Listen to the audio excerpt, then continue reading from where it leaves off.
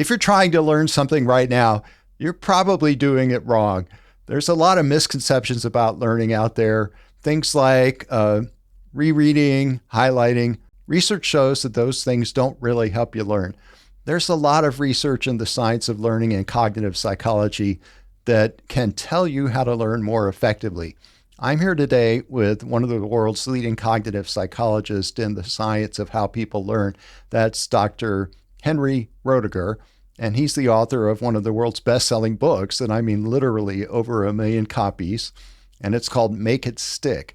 And we're going to have a conversations about what you can do to enhance your learning and your studying. I'm Keith Sawyer, and this show is The Science of Learning. So my guest is Dr. Henry Roediger, and in this conversation, we're going to talk about the most common myths about learning and how you can use cognitive science to help you improve your learning. So Dr. Roddy Roediger, welcome to the show. Thank you. It's good to be here. So what is one of the most common misconceptions about learning that people have? I think the most common misconception is probably that repetition works. It burns things into memory. And so what you said about rereading, people highlight chapters, say high school or college students highlight, or nowadays using ebooks, they will also highlight or mark important passages. Then when they study for an exam, they will reread those passages. And what science of learning shows is that sometimes this can work on an immediate test. You take a test very soon after mere repetition, especially if it's a multiple choice test where you recognize one item among many, then that can work, just the mere familiarity. But we find that when you test people, say a week later, most of that has vanished. If they just crammed and repeated, they do worse a week later than if they use other techniques that we'll talk about later in the program. And so I think that is the biggest myth. And it's surprisingly common. Students believe that when we do surveys of students and ask how they study, highlighting or underlining and rereading is a very common tactic. And rarely do students spontaneously report using more elaborate and difficult methods that ensure long-term retention. Well, I have to admit that I do highlight things a lot. And as an academic, I read almost for a living. I read all the time, and I get new scholarly articles. I get books. I don't know if I'd say I read 4 hours a day, but sometimes I read 4 hours a day if I'm going through a book writing phase. And I don't know, what would I do if I weren't highlighting? Would I just read and not highlight? What should someone do instead of highlighting? Well, the way, just to get back to your example, if you're reading books, doing research in preparation, for writing yourself, and you want to go back to those, you're not highlighting to study for a test. You're highlighting to indicate this is something I want to look at again for my own purposes. So probably, that's a good use of highlighting, but it's not the common one students use. So they should do, I think, several things. One is, let me back up a little bit before we talk about specific strategies. So one thing, and by the way, I highlight too, and I highlight, but when I'm doing it for a certain purpose. But certainly when I was in college and high school, I highlighted my books all the time, or I underlined, actually. I think it was before highlighting. And it is a very common strategy, and obviously I went on and graduated from college and got a PhD, but I also learned along the way better techniques to study when I realized rereading wasn't helping.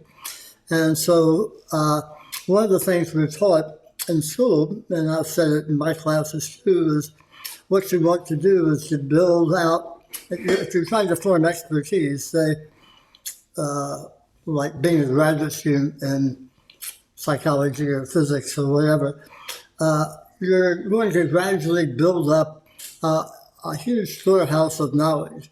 And we often hear educators talk about building this storehouse, this large knowledge base.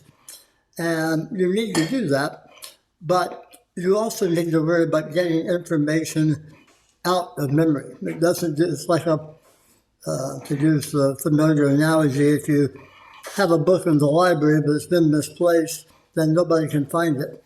And so you need, in your own mental storehouse, you need to practice getting information out of memory as much as getting it in. That is, on retrieving it when you need to know it. And so one of the best techniques, and one I've studied a lot, is called retrieval practice, which is basically testing yourself or having a teacher test you in class. We think of testing as only measuring what we've learned, but an immense amount of research has shown that testing is not just a dipstick that we put in to measure learning, which is the way I approached it for many years of education, but it also changes what we learn. And most of those changes are positive. They could sometimes be negative. If you retrieve something wrong and you're not corrected, well, that having retrieved the wrong information will also strengthen it, and you're more likely to retrieve it later if it's not corrected. But if you test yourself, if you get it right, great, that helps. Even if you miss it and you get corrected feedback, you get the correct answer, that helps a lot. In fact, having been asked a question and then getting the answer improves learning and memory more than just reading the answer. In other words, just reading the fact. If you've had to try to retrieve it, even if you don't know it, and even if you tried to retrieve it and yes, you got it wrong, getting that feedback will greatly improve memory. It will correct the erroneous information, and if you draw a blank, it will provide the information and you'll remember it much better.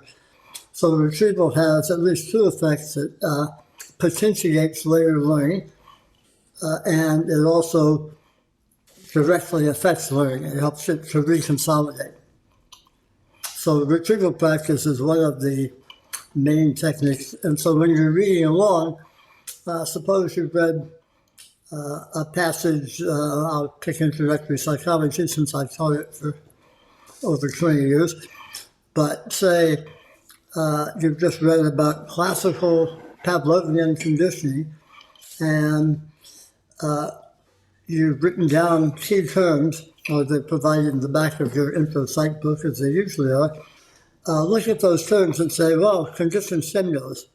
Could I use that in a sentence? Could I write a paragraph about conditioned stimuli, unconditioned stimuli, conditioned responses, unconditioned responses? Could you use all those terms and write a coherent paragraph about them? And that will show whether or not you tested yourself. That will show whether or not you understand Pavlovian conditioning to some degree. And then, if you can't answer those, you need to go back and study again. I'm not saying studying is worthless. Obviously, you've got to study. You've got to know the stuff first. But then testing yourself on it both gives you feedback. Do I know it? It helps you, we use the jargon term metacognition. That means knowing about your own cognition. Do I know this term? And what rereading does is fool you into thinking you know things. They look so familiar. But if you can't retrieve them when you need to know them, that's the problem. And so that's why retrieval practice is so important. Let me stop there. I could go on and on about retrieval practice. Oh, right. Yeah, I think I understand what you mean, which is you could have a lot of stuff inside your brain, but if you can't pull it out when you need it, it doesn't matter that it's in there. So, right. Yeah, so you could say, oh, I learned it, it's in there, but so what if you can't use it, right? But you're saying that it's not only that. It's not only that you can't use it, but you're saying if you can use it, that actually helps you Right. learn it Makes you better. more likely to be able to use it in the future too. And so what we recommend is spaced retrieval practice, not repeating it over and over and over right away. That doesn't help. Lots of studies have shown that. But if you space out your retrieval attempts, let's imagine you meet somebody at a party and you later bump into them again. If you can use their name then, say, oh, hi, Mary, good to see you, or something, that'll really help you remember their name later. So it's kind of active learning. If you use information, you'll keep it at your middle fingertips and you'll be able to access it later on when you need it. Right, right. So I've known about your research for a long time, and listeners and viewers out there, Roddy and I became professors at Washington University in St. Louis the same year, which was 1996. I was in the Department of Education and he was in the Department of Psychology. And when I first found out you were a memory researcher, I thought you were studying something superficial, like memorizing the meanings of words, like the word for cat in French. And I was I don't know if I would say I was looking down on that because I was interested more in big, complicated conceptual things like mental models and theories. But in your book, Make It Stick, a lot of what you study and what you write about are those deeper things, conceptual models and mental models and even creativity. So how do you get from memory of something like a person's name, how do you get from that all the way up to something more complicated like a mental model or a concept? That's a great question. A lot of the early criticism about retrieval practice is we were having people learn little factoids. And we have used language learning, which is actually important. To know what the French words if you're learning French, what the words are. But the way I see it is that we need to build in any subject we study. There's a famous quote by Einstein that creativity is more important than knowledge or something like that, or memory. But nobody's going to be creative in physics or psychology or anything else unless they have a huge knowledge base. You need to know what's been done before. People are forever discovering new things, but it turns out the new things in psychology or whatever, people have discovered before. I mean, like retrieval practice, a woman named Edwina Abbott wrote a master's thesis on retrieval practice at the University of Illinois in 1905. She didn't call it retrieval practice, but recitation was usually the word back then. But reciting things helps you remember them more than simply reading them, is what she showed. I mean, reciting them out loud. And so, getting to your question, though, the way I see it is like, go back to the classical conditioning example I just used. You can't just know what the terms mean. You've got to put them together into a story.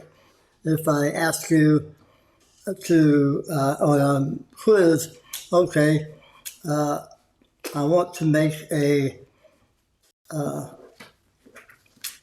animal of any sort, including us,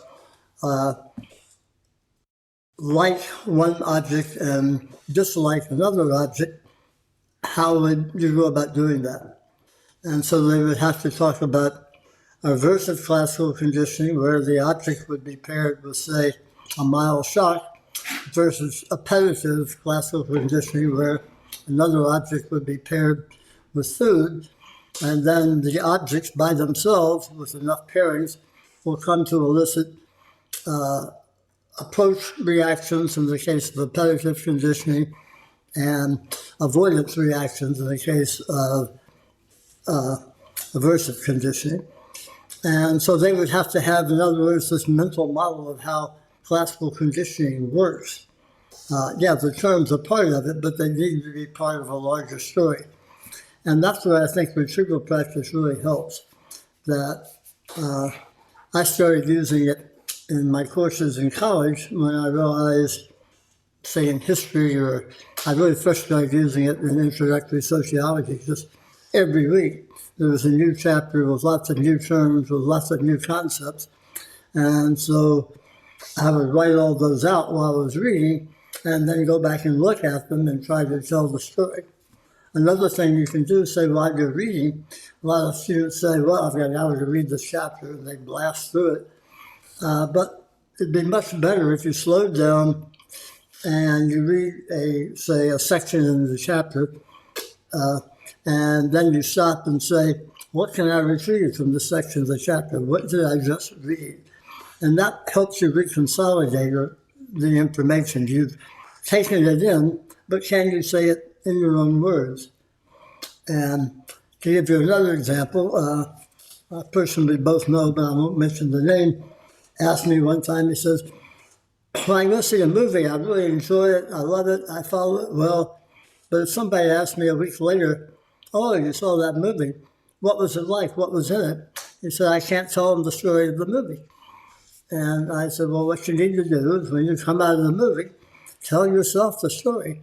You've got it fresh in your mind, rehearse it then, retrieve it, and then maybe retrieve it a day or two later again, as fully as you can. And you can always go to the internet and read the summary of it if you need to.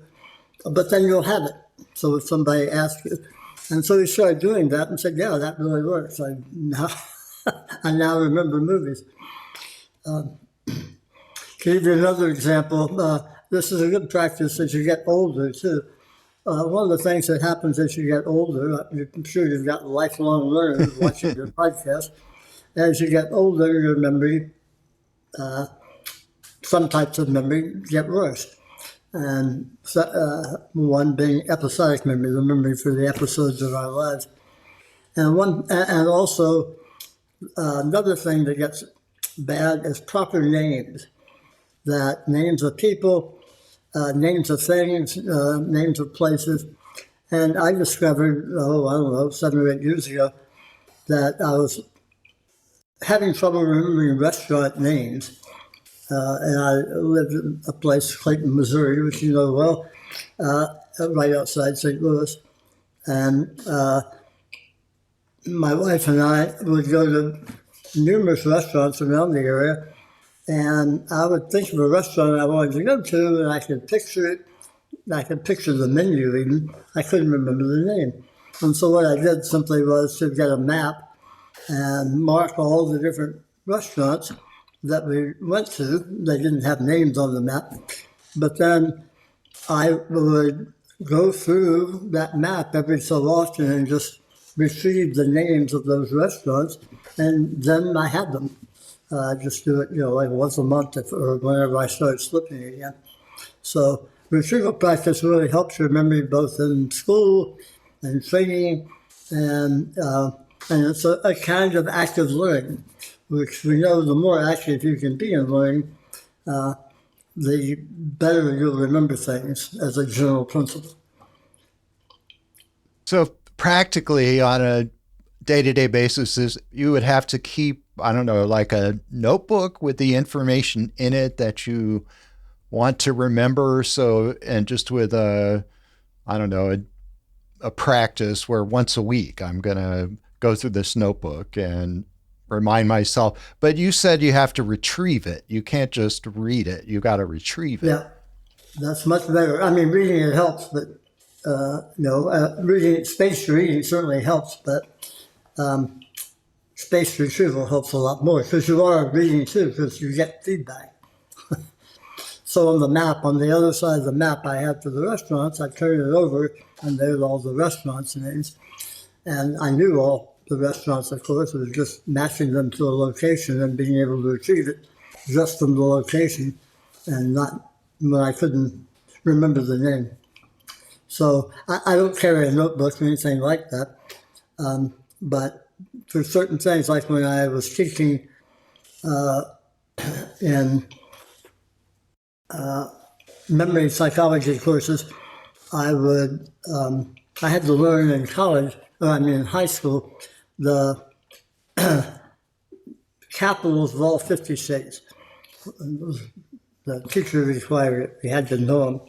And so I learned those, and then I would, in certain part of the course, I would challenge the students, say, I bet I can remember the 50 states, and they would throw names at me, and the rest of the class, I would have one person come up and start throwing out names of states and having people raise their hand if they were absolutely sure they knew them. And most didn't, except for states around where they lived. But I didn't retain those from high school. I had to go back and, some I knew perfectly and I'll never forget. Others I have to, like Maine, North Dakota. Certain states always gave me problems. Nevada, I think, is Carson City. And that was a bothersome one. So anyway, I still had to practice retrieval, even though I'd done it for years and years, once a year, near the time of the course, to make them again retrievable to me. But even if you retrieve them a number of times, they can still slip away from you. So it's embarrassing as you get older because you can bump into somebody you know well and not come up with their name. That's a difficult one to prevent. Right. And I'm certainly old enough to have had that happen. And when I maybe a little bit younger than you, I don't know. But certainly I'm old enough, I won't say. But just about your career, just for our viewers, I know from reading your CV to get ready for this interview that you had worked for decades as a cognitive psychologist and not really thinking that much about education, and then realized, well, a lot of learning is remembering and memorizing, and you'd been a memory researcher, so you started to apply your research in a school setting. You went to a middle school in Illinois, which is right across the river from St. Louis. So tell us about your experience in this middle school. Did you actually implement a curriculum? Did you do something in a classroom? And did you have test scores go up? What did you do there in that middle school? So working in schools is very difficult, as you doubtless know. So we had to get permission of the principal. We had to find teachers who were willing to cooperate. We had to get the school board on board, and then we had to get all the parents to sign waivers, and we had to get each child to say we could use their data. And a few of them, being 7th and 8th graders, said no. So anyway, they were still in the project, we just couldn't use their data, and that was required by our institutional review board that we get their permission. So it was difficult to get going, but once we got going, it worked well. We had grants from the Institute of Education Sciences, which has now been closed by President Trump, and we had a number of research assistants who would be in the class, and at certain parts towards the end of class, the teacher would step out of the room, and that student, that research assistant we had in the class with the students, would then quiz them, multiple choice quiz, which could go into why we use that, but basically it's because that's what the teachers wanted us to use. We had to cooperate with the teachers. So they quizzed them over material they had been assigned to read and been taught in the first part of the class. And it was just a subset of the information, so we had just randomly picked. So we had some material that was tested, some that wasn't. It was just tested once. And it was a clicker system where the students clicked in the answer, and then feedback would come up on the board as to what the correct answer was. So that was the manipulation, and some of the material was control items that weren't tested, and some were tested. And what we showed was that the students did better on the real test they had.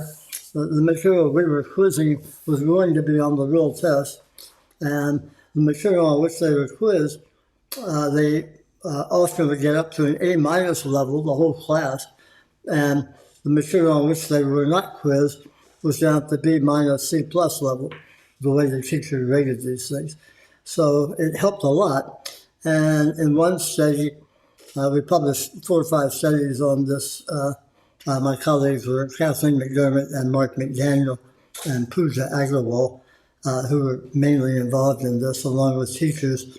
Patrice Bain was our primary teacher, and she and Pooja actually wrote a book about powerful teaching. Put in a little plug for their book. So it was a beautiful set of studies, and it worked really well. And people said, well, some of the parents were a little worried, well, aren't you testing? You know, testing is kind of a bad word in certain education circles because of standardized tests and teaching to the test and all that. But this was just testing over the material they had that the teacher thought was important. And so, and it helped their eventual grades the way the teacher tested them. So it worked very well. The research assistants really got into it. Some of them, one of them became the assistant volleyball coach on the girls' team. They got into the rhythm of the school. They had to be there for the whole school day. And some of them stayed after school and worked with students or coach or whatever. So it was a very successful project, I thought. But it was a very difficult one, working in the schools. Our whole group, research assistants, postdocs, students, would meet once a week and tell us what was going on, how things were going, and we'd have to make adjustments on the fly, that kind of thing. Yeah, I think I understand when you say more testing. So testing is a type of retrieval, is that right? So you talk about retrieval practice being good, then if you get more testing, then you have more retrieval practice, is that right? Right, and the chapter 2 in our book goes into this in some detail, and I've published, I don't know how many umpteen studies on this, but in psychology, it was called the testing effect. And so when we first went to schools, we started talking about the testing effect. And we quickly discovered that wasn't the best approach. And so we started talking about retrieval practice in preference to the testing effect. But it goes in the psychology literature, it goes by either name now. But when you're talking to teachers and principals and parents, it's much better to talk about retrieval practice. But everybody knows it. I mean, because we learn multiplication tables, probably with flashcards that said 6 by 6 on one side and 36 on the other side. And I remember my mother drumming them into me. Same on spelling tests. We'd get 20 spelling words a week in 4th grade, and she would sit there with me saying the word until I could spell them all perfectly. So she knew about retrieval practice. But as we say, and that was kind of the thing you were dismissing earlier, but it works for simple things, but it also works for much more complicated things too, like forming a mental model of, say, how something works. At the beginning of every semester in my classes, I have a question I always like to ask the students. I ask them, and this is my college class, I say, how many of you got an A in a class, and a month after the semester was over, you had forgotten everything you learned in the class? And every single one of them raises their hands up, and they're not even embarrassed about it. They all raise their hands up, and they're really sure everyone else in the class is going to raise their hands up. And they're kind of all laughing a little bit.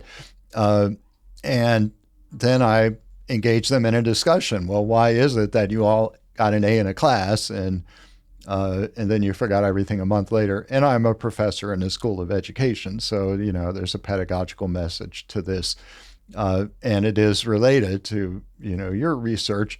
So what can we do about that? I think they are getting a kind of pedagogy where they obviously aren't remembering, so they're not getting retrieval practice. So what is it that that teacher was doing wrong? They had a whole semester class, they got an A, and they forgot everything. So what's wrong with that?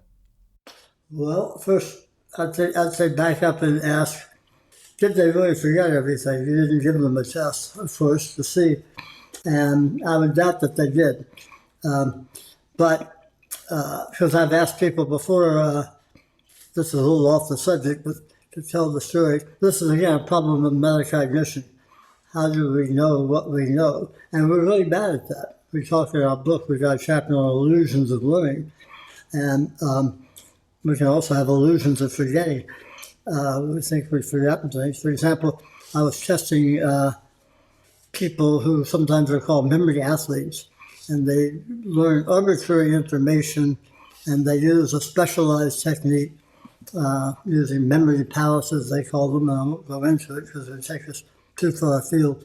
But I asked them, well, do you ever, what happens to this information after you've performed one of these tasks? So you've just remembered a lot of names and faces, arbitrarily paired. And they said, oh, we flush it away immediately, it's gone, we can't remember it anymore because we got to get ready for the next time.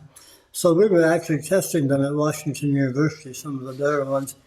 And what we did was to get them these kinds of tests where you remember, say, a name and a face, or lots of names and faces, really. And then we gave them, so we tested them right afterwards. And that's why I asked them, oh, do you remember anything? Nope. So the next day we tested them again with those faces. Could they remember the names of the faces? And they didn't do as well as they did the day before, but they did way better than Washington University undergraduates did, because they were our control group. And so I asked them, were you surprised? And they said, yeah, we were kind of surprised, but once we got into it, it came back to us, because we really learned it pretty well the day before. And I don't know if they'd known it a week later, we didn't test them then. But anyway, they weren't quite as forgetful as they thought they were going to be. But studies have shown that the summer melt of information, students and colleagues will learn statistics one semester, and then they have research methods the next semester, and say it's in the fall, and they act like they haven't seen statistics before, and so the professor has to go over it a bit to bring them back up to speed. And what has been shown is that using retrieval practice helps you retain information longer. It helps prevent forgetting. And even the summer melt is less, doesn't go away completely, of course, but is less if you use retrieval practice to learn in a course than if you use standard methods. Usually a standard class is a control group. So it helps a bit, but it is a difficult problem. Spaced retrieval, for something you really want to know, spaced retrieval is the best way to keep it fresh at your middle fingertips, as I say, like I do with the states and the capitals. But I have to keep it refreshed. It just doesn't stick permanently. Some things will. Some things are really important to you and you'll never forget, or at least you'll have the thought that you never forget. But most things aren't like that. Most things unless you use retrieval practice or some other technique, you will forget. Can I go on for a moment? Do you have another question for me? Oh, sure. No, go ahead. One thing I haven't brought up yet is the idea of after retrieval practice of using reflection and elaboration.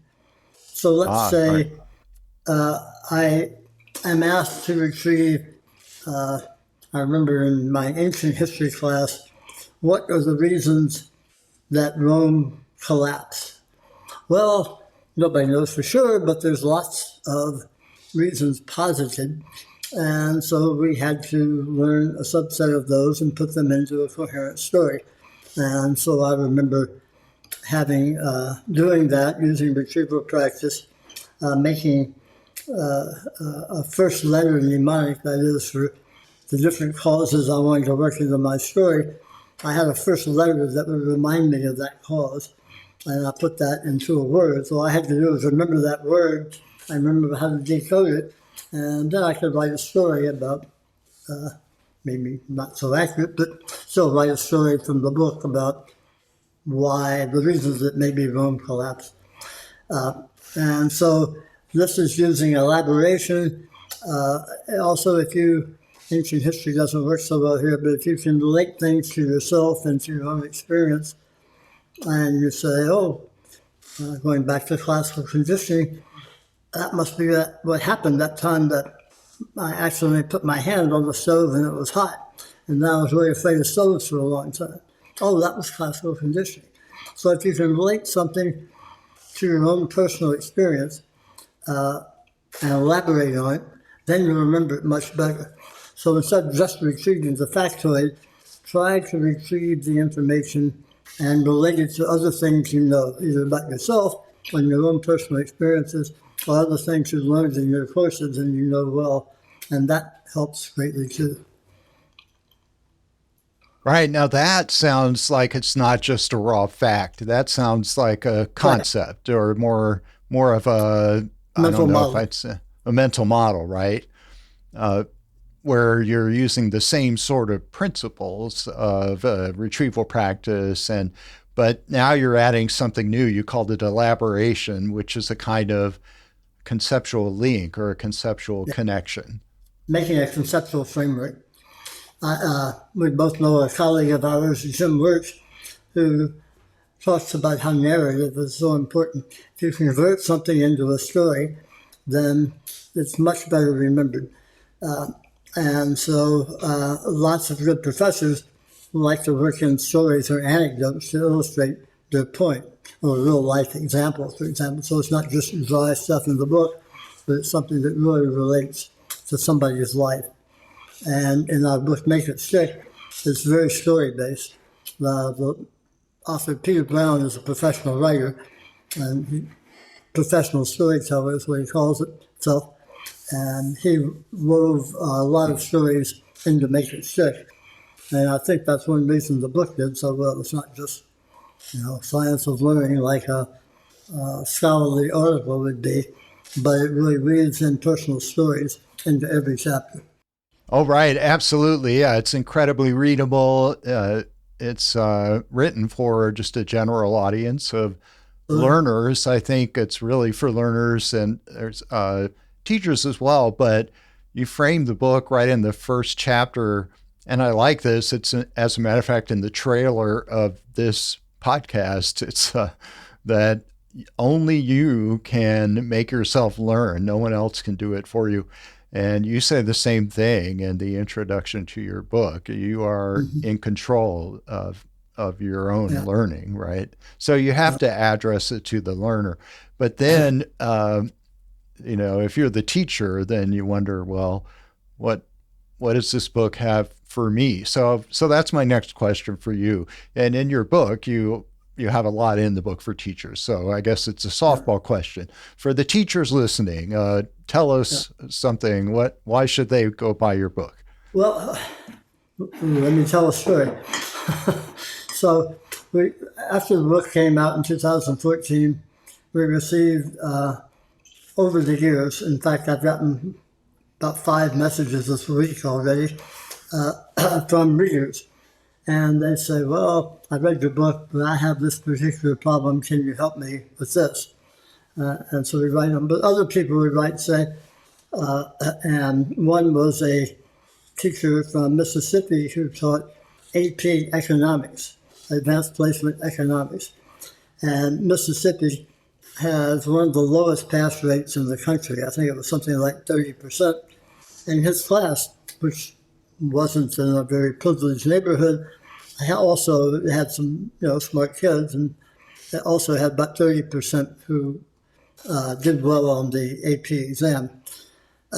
So he thought that wasn't very good.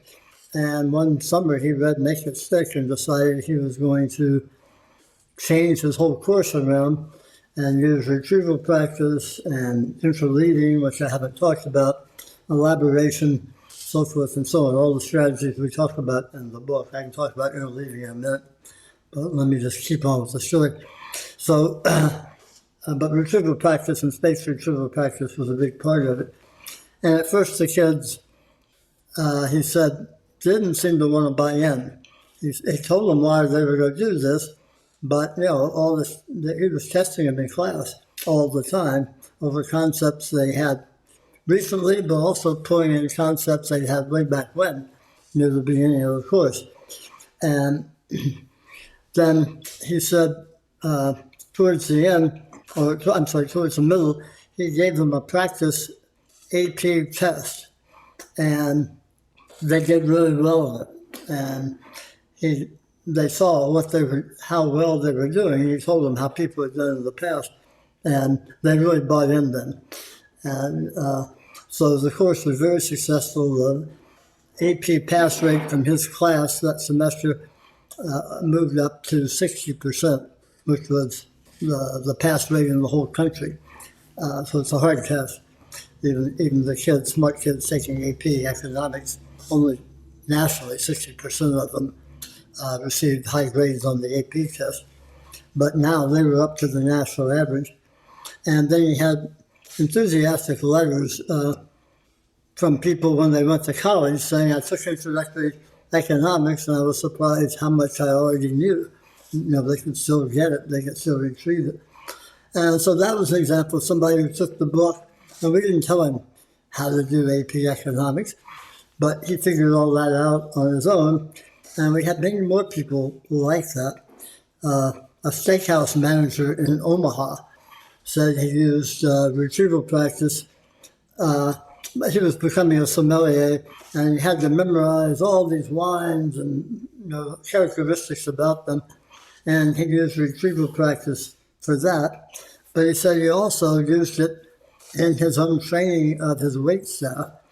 And he said, particularly, some things just stay the same on the menu for most restaurants, and some things change. Like he said, the desserts change all the time.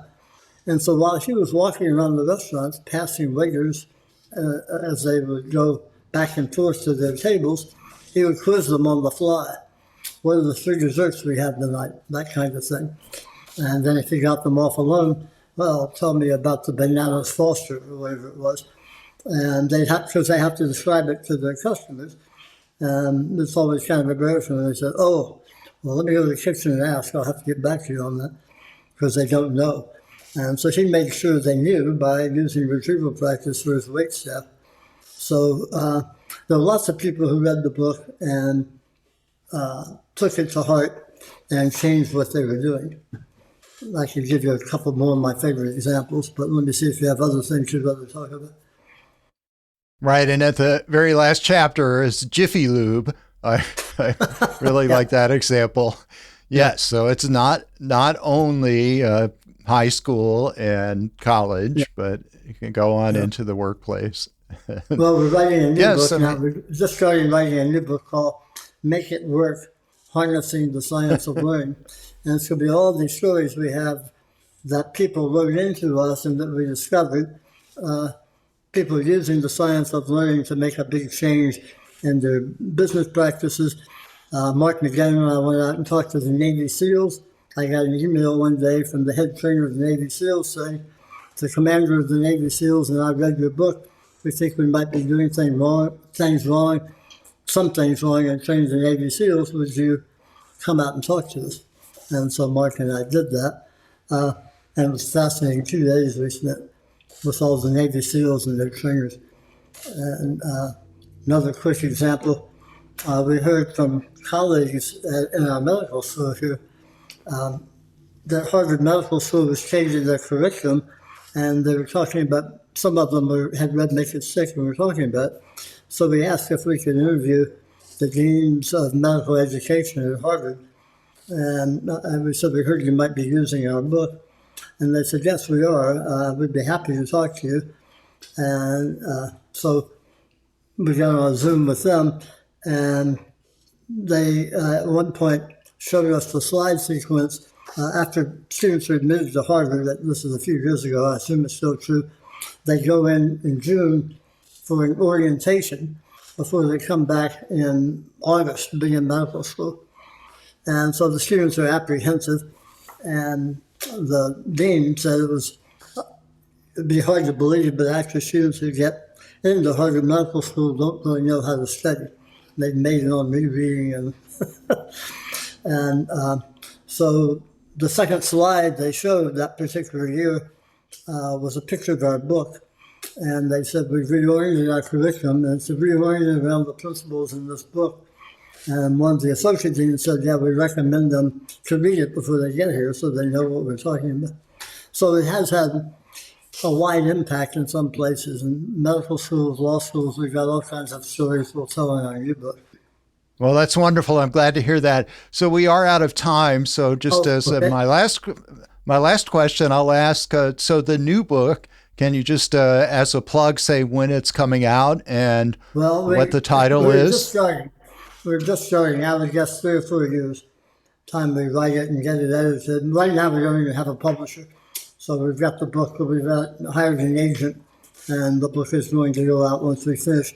Right before I clicked on to talk to you, I was working on prospectus for the book. So we're not there yet. 4 years, 3 years. I don't know. I hope to get going on it once we get a publisher.